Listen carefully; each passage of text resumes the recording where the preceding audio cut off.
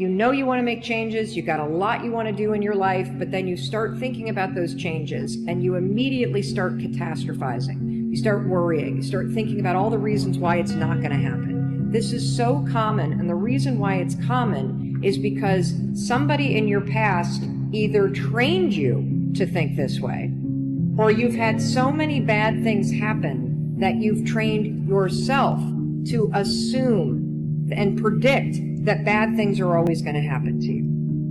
The conscious mind with your creativity has your wishes and your desires. The subconscious mind was programmed by other people, your mother, your father, your siblings, and your community. So what is the difference? You wake up with a wish and a desire of what you want, and then the rest of the day you play the programs that you got from other people that don't answer your wishes and don't support your desires, and all you see is the consequence of it and go, oh my God, why is it not working? And the answer is because you don't see, because remember, the name is subconscious, below conscious.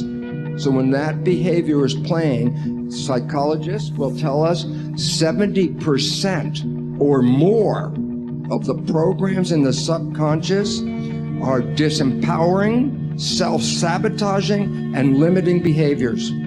But again, the powerhouse is the unconscious mind. That's the next step. That's where we have to go, because all of our beliefs, all of our memories, all of our data, all of our negativity, all of it is in the unconscious mind. When we clean up the unconscious mind, then you can consciously ask for something, and more often than not, you'll get it, and you'll get it very fast because you won't have any interference. The interference comes from your own unconscious mind. If you're holding on to something that does not serve you, you are making a terrible error. It's going to cause all kinds of problems. You may blame other people or other things. You may blame the situation. It's you are the cause of the problem. Man that told me to pick up this book and read it, Ray Stanford, he had a saying. He used to say to me, Bob, you're the only problem you'll ever have, and you're the only solution. I think it might have taken me 5 years to understand it. But I do understand it. And you know something? I am the only problem I'll ever have, and I am the only solution. Don't hold on to anything that is not serving you. Reject it. You know the beautiful part about having an inductive reasoning practice? That's the part that chooses thought. You can accept or reject. The beautiful part of your mind, you can accept or reject anything that comes into your world. Accept or reject it. It's a choice. Don't hold on to anything that is not serving you. Invest your energy into things that either enhance your vitality or the vitality of the world in which we're living, because those are places to build a better world. To invest your energy in the negative things and all that kind of stuff like that, you're building a bad world with that, and you're using your own energy, your life gets shortened. And so the reality is consciousness is real, it's a currency, and if you use it and spend it appropriately, you can have a much better life. Where your life is right now is not you. That's just what it is right now. But the possibilities for you are unlimited if you're in a rebuilding process. The number one thing that is going to stop you is the way that you think. Because if you can change how you think, you will, in fact, change your life.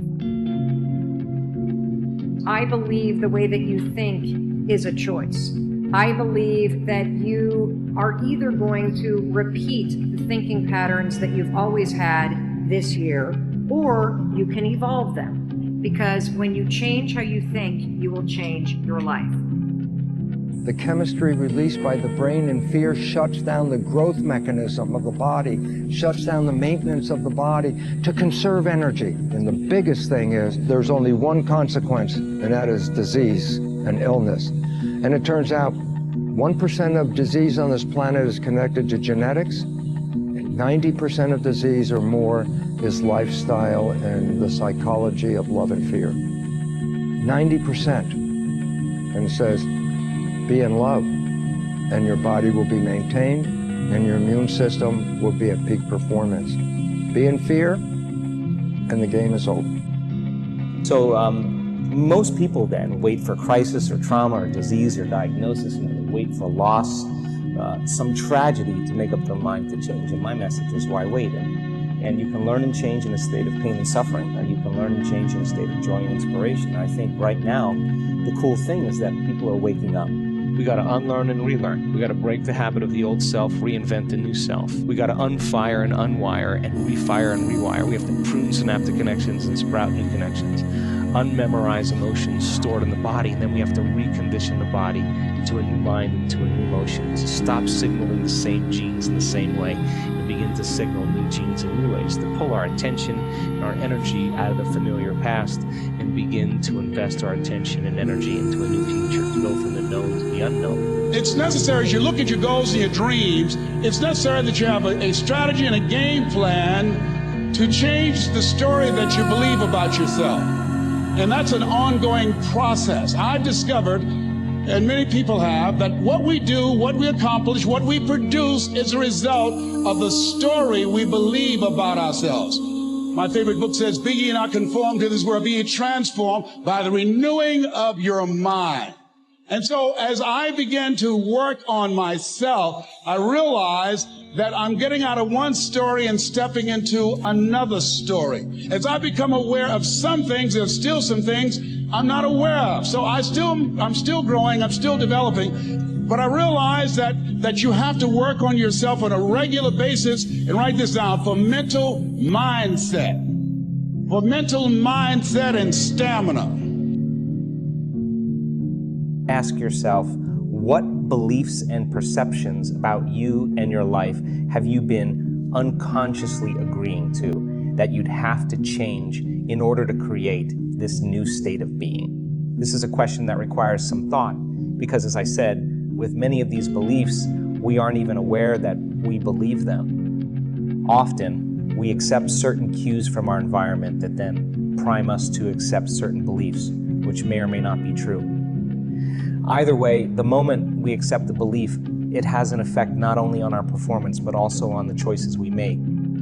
In the study about the women taking the math test who first read fake research reports about men being better than women in math, those who'd read that the advantage was due to genetics scored lower than those who'd read that the advantage was due to stereotyping. Although both reports were false, men are no better at math than women. The women in the group who'd read that they had a genetic disadvantage believed what they'd read and then scored lower. It was the same with the white men who were told that Asians score slightly better than whites on a test they were about to take.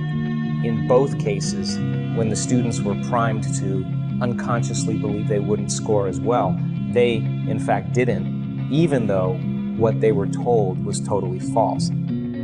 With this in mind, take a look at this list of some common limiting beliefs and see which ones you may be harboring without being fully aware that you're doing so. I'm not good at math. I'm shy. I'm short-tempered. I'm not smart or creative. I'm a lot like my parents. Men shouldn't cry or be vulnerable.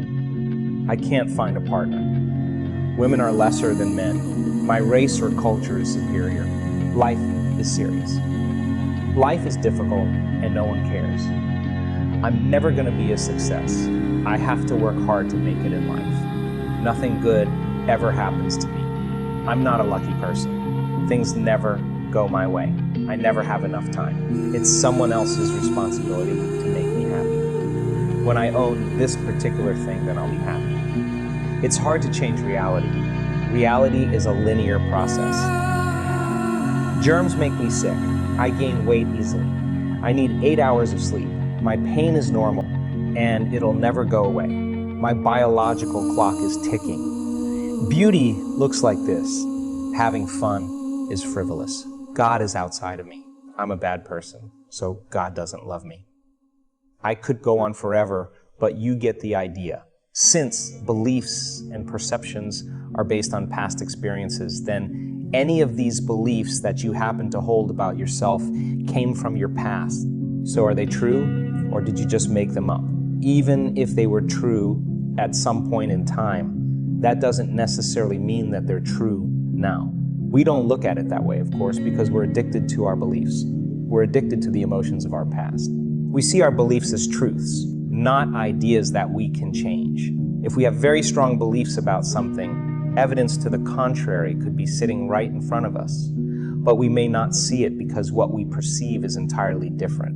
We've in fact conditioned ourselves to believe all sorts of things that aren't necessarily true, and many of these things are having a negative impact on our health and happiness. Changing beliefs may be difficult, but it's not impossible.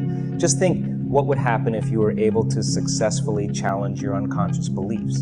Instead of thinking and feeling, I never have enough time to get everything done. What if you instead thought and felt, I live in no time and I accomplish everything? What if instead of believing the universe is conspiring against me, you believed the universe is friendly and works in my favor? What a great belief. How would you think? How would you live? And how would you walk down the street if you believed the universe works in your favor? How do you think that would change your life? When you change a belief, you have to start by first accepting that it's possible, then change your level of energy with a heightened emotion, and finally allow your biology to reorganize itself. It's not necessary to think about how that biological reorganization will happen or when it's going to happen. That's the analytical mind at work, which pulls you back into a beta brain wave state and makes you less suggestible.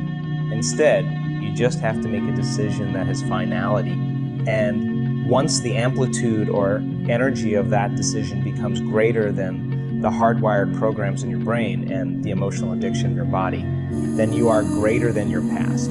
Your body will respond to a new mind, and you can affect real change. You already know how to do this. Think about a time in your past when you made up your mind to change something about yourself or your life. If you recall, a moment came when you probably said to yourself, I don't care how I feel. It doesn't matter what's going on in my life, and I'm not concerned how long it will take. I'm going to do this. Instantly, you got goosebumps. That's because you moved into an altered state of being. The moment you felt that energy, you were sending your body new information. You felt inspired and you came out of your familiar resting state. That's because by thought alone, your body moved from living in the same past to living a new future. In reality, your body was no longer the mind.